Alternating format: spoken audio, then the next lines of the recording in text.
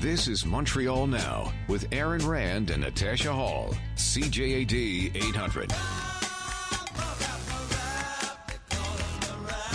That is James Mennie. He is over at the Montreal Gazette. And Jim, let's start with a story that I guess we'll be talking a little bit about in a second or so. And that's this idea that the Quebec Community Groups Network today has decided to come out and say, okay, we have a new François Legault, apparently, right? He's going to be the premier for all Quebecers. He's going to be more conciliatory.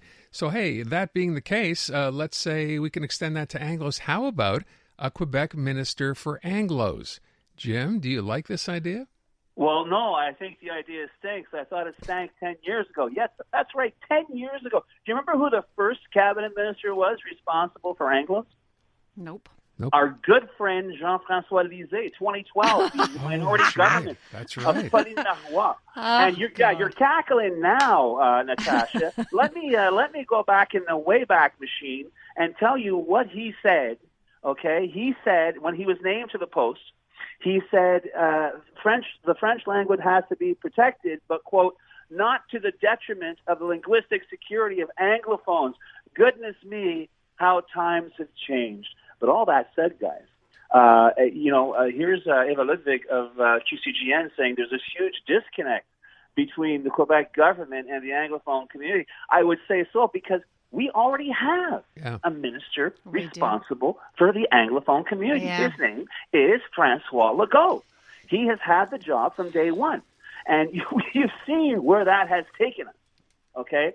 I've never been crazy about the idea. First of all, I don't like the idea of us being hermetically sealed as some kind of, and I'll use the expression again, like we're some kind of Fabergé egg, although we're not. We're more of a soccer ball with this government. I get uncomfortable with it. We don't get special treatments in anything else. We pay the same taxes as everybody else. We face far more obstacles thanks to this government, and to be fair, previous governments as well.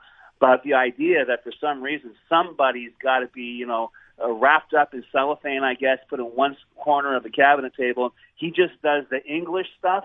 No, as a Quebecer whose first language is English, I am not very comfortable with that, and I would oppose that to my last breath, except on one condition, guys, because between the time I sent you my sked and the time we're talking now, it occurred to me who would be the absolutely perfect minister for relations with English language Quebecers. And remember, with our system, you don't have to be a sitting MNA to sit in cabinet. Can you imagine who that person might be? I was going to guess Balarama Homeless, but you mean a member of the CAC now? No, you don't have to be a member of the government. Okay. Now, I think the perfect minister responsible for Anglophones in Quebec would be Sugar Sammy. All right. Oh, there's the I would pay again. Folding money I'm sure to you listen would. to that guy in cabinet meetings. I'm sure you would. I mean, he couldn't be any worse at the job. That's true. Really. Now, you mentioned François Legault as the guy who has the job, but a lot of people obviously say, wait a sec, what about Christopher Skeet? That's who François Legault shoved it off to. He's the assistant guy. Everyone needs an assistant. Of course. So, it must be a big deal. They got lots of plans for us, guys. Yeah, sure. So that's why the premier needs an assistant.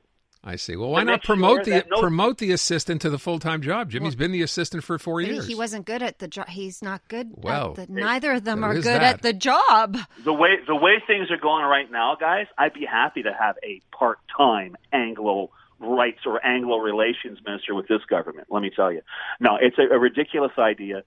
And, the way we're going to, I think, establish ourselves is what's been doing right now. I mean, with due respect to the QCGN, and they've been part of legal challenges, these ridiculous laws, these petty, vindictive, politically motivated laws, whether it's Bill 21 to sort of target Muslims or Bill 96 targeting Anglos, or Bill 40 targeting Anglo institutions.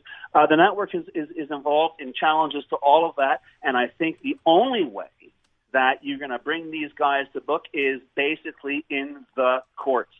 And, they appeal it, whatever. They don't they want to pretend it's going to be a new age now. Nonsense. I give it 2 weeks and we'll find some, new outrage to talk about on the show, some new way that French will be protected, clearly to the detriment of the English language, the English culture here in Quebec.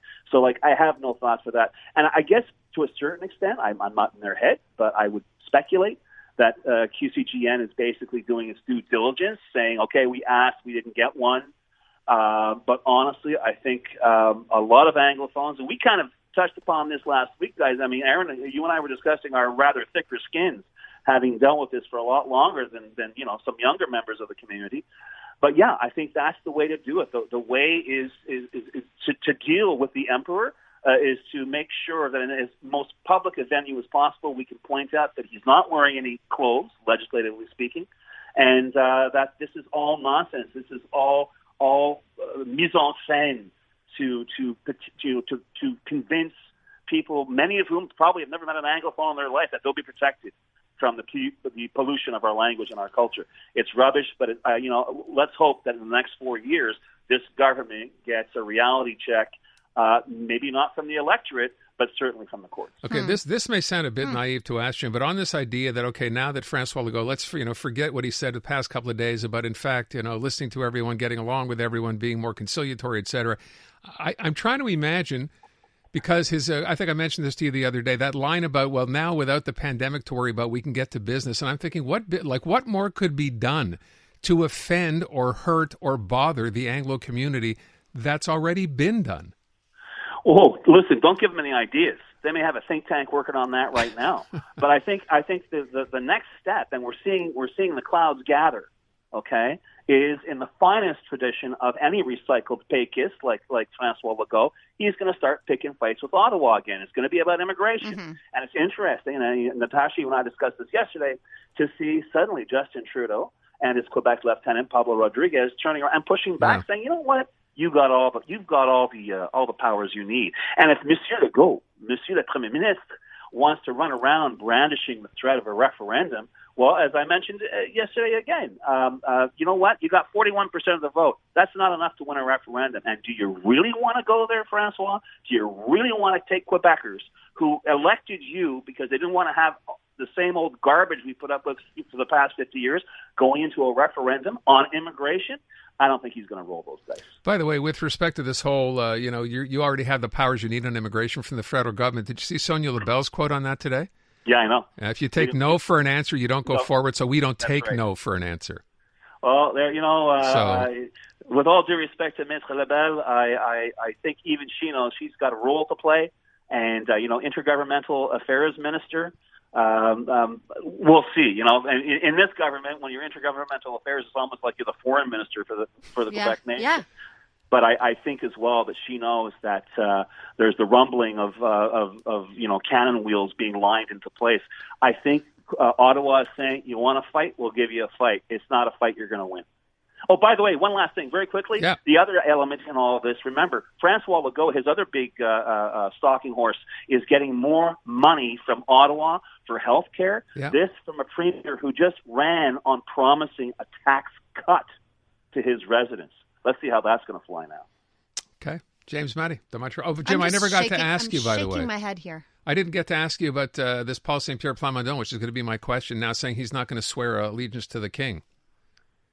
Is this a big... What do you think? Well, for a guy who doesn't have any official status in the National Assembly, nor is he likely to get anytime soon because Madame Anglade will oppose it, the two words that pop into my head is who cares? Okay. Well, we'll just see when I ask the question. Tom. James, thank you very much. Appreciate it. A little ahead of myself.